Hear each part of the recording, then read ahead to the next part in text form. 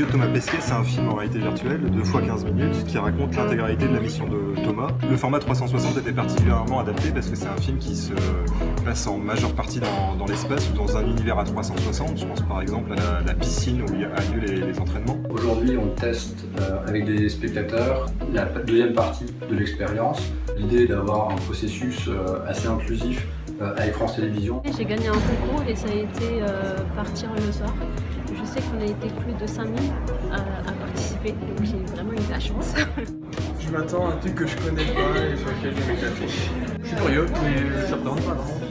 C'est un gros manège très près quoi. Je pense que ça va être géant, ça. On va bien s'amuser. Quelque chose qui est intéressant aussi d'explorer des nouveaux modes de narration, et puis il y avait un défi technologique aussi qui était passionnant à relever.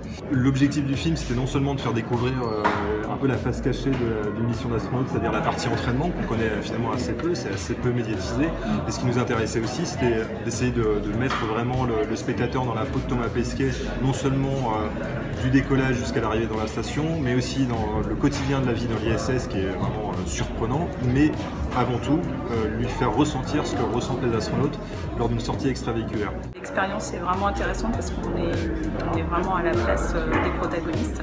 On a le ressenti en fait, de ce qu'ils vivent, la pesanteur, la vision. Voilà, c'est vraiment intéressant, très bien fait. Notre programme qui se veut de qualité avec des choix éditoriaux assez forts crée aussi une cohérence à travailler avec les nouvelles écritures de France Télévisions. Ça a été magique puisqu'on était vraiment en immersion. Il n'y a pas d'âge pour faire cette expérience. On ne sent pas vraiment le casque quand on est en immersion parce qu'on se projette vraiment avec l'astronaute. C'est un très beau voyage. À couper le souffle.